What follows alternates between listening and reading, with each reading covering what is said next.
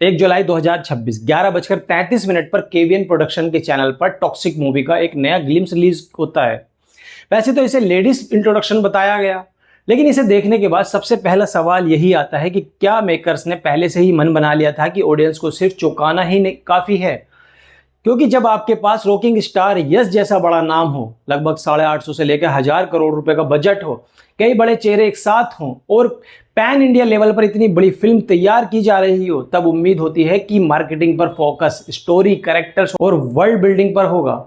लेकिन अभी तक जो देखने को मिला उससे ऐसा महसूस नहीं होता कि फिल्म पहले ही कई बार डिले हो चुकी है और अब ऐसा लग रहा है कि रिलीज से पहले ही छोटे छोटे प्रमोशनल मटेरियल दिखाकर पूरी फिल्म का माहौल बना दिया जाएगा। सबसे हैरानी की बात यह है कि हर बार डिस्कशन फिल्म की कहानी पर कम और कंट्रोवर्शियल सीन्स पर ज्यादा हो रहा है। अगर आपने ये लेडीज इंट्रोडक्शन ध्यान से देखा होगा तो शायद आपको भी महसूस हुआ होगा कि मेकर्स बार बार उसी फॉर्मूले को दोहराते हुए दिखाई दे रहे हैं। जितना हो सके उतने बोल्ड विजुअल दिखाओ, जितना हो सके उतने शॉकिंग मूवमेंट्स डालो और सोशल मीडिया पर चर्चा अपने आप शुरू हो जाएगी। लगभग 1 मिनट 26 सेकंड के आसपास एक सीन दिखाया जाता है जिसमें एक फीमेल फाइटर के पैर में गोली लगती है। वो फिसलते हुए आगे आती है और यश की गन को अपने मुंह में पकड़ लेती है। मैं ये समझ सकता हूं कि शायद मेकर्स इसे एक डेयर डेविल मूवमेंट की तरह दिखाना चाहते हो, ऐसा सीन जो पहले किसी इंडियन ऑडियंस से देखा ही ना हो।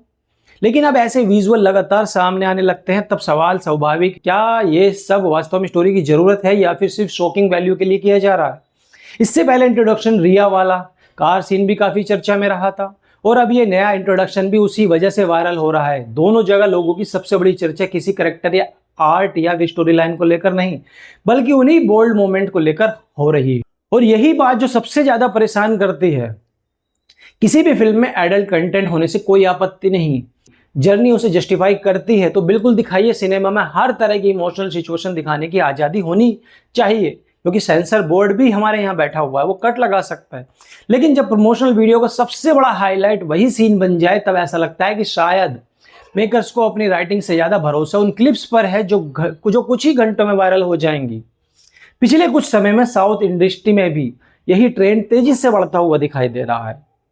पहले जिसे इंडस्ट्री की पहचान स्ट्रॉन्ग कंटेंट, रूटेड स्टोरी और पावरफुल स्क्रीन प्ले हुआ करती थी, अब वही जगह जगह शॉक वैल्यू के सहारे मार्केटिंग करती हुई नजर आने लगी है। बीच बीच में कांतारा, हनुमान, कार्तिकेय और आरआर जैसी फिल्में ये हमें याद दिलाती है कि कंटेंट आज भी सबसे बड़ी ताकत हो सकती है। लेकिन दूसरी तरफ पुष्पा, टॉक्सिक और कई दूसरी फिल्मों की मार्केटिंग देखकर ऐसा लगता है कि अब सिर्फ कंट्रोवर्सी ही एक स्ट्रैटेजी बन चुकी है। अगर हम केजीएफ को याद करें तो वो सिर्फ एक्शन या स्टाइल नहीं था, लोगों को रॉकी का कैरेक्टर याद रहा, उनकी जर्नी याद रही, उनकी मां से किया गया प्रॉमिस याद रहा, उनकी एम्बिशन याद रही। फिल्म खत्म होने के बाद ऑडियंस सिर्फ बड़े बड़े डायलॉग दोहराकर बाहर नहीं निकली थी, बल्कि उस कैरेक्टर से इमोशनली कनेक्ट होकर निकली थी। यही वजह थी कि केजीएफ आज भी लोगों के दिलों में मौजूद है और यश इतने बड़े स्टार बन गए उसी वजह से। वही स्टाइल के साथ सब्सटेंस भी था। लेकिन फिलहाल टॉक्सिक की मार्केटिंग को देखकर ऐसा महसूस नहीं होता कि मेकर्स स्टोरी को आगे बढ़ा रहे हैं।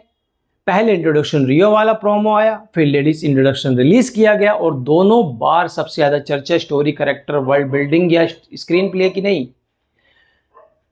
पूरा इंटरनेट सिर्फ उसी कंट्रोवर्शियल सीन की बात करता दिखाई दिया। जब किसी फिल्म की मार्केटिंग का सबसे बड़ा हथियार कंट्रोवर्सी बनने लगे, तब कहीं ना कहीं यह एहसास होता है कि शायद मेकर्स ऑडियंस को कम आंक रहे हैं। शायद उन्हें भरोसा है कि 2-4 शॉकिंग विजुअल दिखा दिए जाए तो टिकट अपने आप बिक जाएंगे। मुझे सबसे ज्यादा हैरानी इस बात की होती है कि यश जैसे एक्टर को इस तरह की पब्लिसिटी की जरूरत है ही नहीं। केजीएफ के बाद उन्होंने जो फैन बेस बना है, जो मुकाम उनका बना है, वो किसी कंट्रोवर्सी की वजह से नहीं बना था। वो बना था दमदार कैरेक्टर से, यादगार प्रेजेंटेशन से और पावरफुल थिएटर एक्सपीरियंस की वजह से। इसलिए मैं आज भी यही उम्मीद करता हूं कि टॉक्सिक की असली ताकत उसकी राइटिंग होगी, उसकी स्टोरी लाइन होगी और उसके कैरेक्टर्स होंगे, ना कि सिर्फ ये 10-15 सेकंड के एक ऐसी क्लिप्स जो सोशल मीडिया पर बार बार शेयर किया जा सके। क्योंकि आज की ऑडियंस पहले जैसी नहीं है। अब लोग ट्रेलर को फ्रेम बाय फ्रेम एनालाइज करते हैं, स्टोरी प्रिडिक्ट करते हैं, एडिटिंग देखते हैं, सिनेमाग्राफी देखते हैं, वीएफएक्स, बैकग्राउंड स्कोर और स्क्रीन प्ले तक पर चर्चा करते हैं।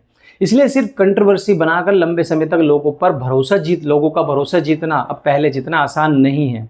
अब समय बदल चुका है। सबसे दिलचस्प बात यह है कि साउथ सिनेमा को पूरे देश में सम्मान इसलिए मिला क्योंकि वहां पर कंसेप्ट देखने को मिलते हैं, अलग तरह की स्टोरी देखने को मिलती है और कंटेंट को सबसे ज़्यादा इंपॉर्टेंस दी जाती है। यही कारण था कि नॉर्थ इंडिया की ऑडियंस भी उन फिल्म से कनेक्ट हुई। लेकिन अगर वही इंडस्ट्री धीरे धीरे मार्केटिंग के लिए सिर्फ बोल्ड शॉट्स और कंट्रोवर्शियल विजुअल का सहारा लेने लगे तो बॉलीवुड और साउथ के बीच कोई फर्क नहीं रह जाएगा। मैं ये बिल्कुल नहीं कह रहा हूं कि टॉक्सिक एक खराब फिल्म साबित होगी। हो सकता है कि जब पूरी फिल्म आए तब सीन और कॉन्टेक्स्ट में पूरी तरह जस्टिफाई लगे, और अगर ऐसा होता है तो सबसे पहले मैं उसकी तारीफ करूंगा। लेकिन एक व्यूअर के तौर पर हमारी राय उसी आधार पर बनती है जो रिलीज से पहले हमें दिखाया जाता है। और अभी तक जितना प्रमोशनल मार्केटिंग सामने आया उससे यही महसूस होता है कि मेकर्स हर बार ऑडियंस को शॉक करना चाहते हैं, इंप्रेस करना चाहते हैं। और ये बात तो शायद आज बड़े बड़े मेकर्स को समझनी चाहिए, वो यह कि स्टार पावर के भरोसे कितनी फिल्म को कितने लंबे समय तक सफल बनाया जा सकता है, नहीं बनाया जा सकता। कुछ तय समय होता है जब तक फिल्म चलती है और उसके बाद इंडिया में धीरे धीरे वो हटने लगती है। प्रभास को देख लीजिए, पैन इंडिया स्टार शायद ही कोई होता है इतना बड़ा। रामचरण भी किसी पहचान के मोहताज नहीं। फिर आखिरकार राधे श्याम क्यों नहीं चली? आदि पुरुष को ऑडियंस ने क्यों नकार दिया? आरआर जैसी ऐतिहासिक सक्सेस के बाद भी आचार्य और गेम चेंजर जैसी फिल्में ऑडियंस की उम्मीदों पर खरी नहीं उतरी। शुरुआती भीड़ चाहे किसी भी वजह से थिएटर तक पहुंच गई हो, लेकिन फिल्म को लंबे समय तक चलाने का काम सिर्फ और सिर्फ उसके कंटेंट पर होता है। अगर कंटेंट अच्छा होगा तो फिल्म लंबे समय तक चलेगी। आज की ऑडियंस पहले से ज्यादा समझदार हो चुकी है। अपने पसंदीदा एक्टर का चेहरा देखकर टिकट बुक्स नहीं करते, बस ये देखना चाहते हैं कि मेकर्स के पास सच में कुछ दिखाने लायक स्टोरी है भी या नहीं। उन्हें ऐसे कैरेक्टर्स चाहिए जिनसे वे कनेक्ट कर सकें, ऐसे मोमेंट चाहिए जो फिल्म खत्म होने के बाद भी याद रखें, और ऐसी राइटिंग चाहिए जो सिर्फ ट्रेलर तक सीमित ना हो।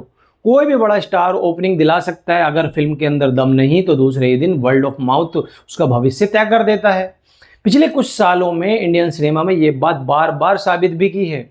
अच्छी स्क्रिप्ट औसत कास्ट के साथ भी कमाल कर सकती है, लेकिन कमजोर स्क्रिप्ट बड़े बड़े सुपरस्टार की मौजूदगी में भी ऑडियंस को थिएटर तक दोबारा नहीं ला पाती है।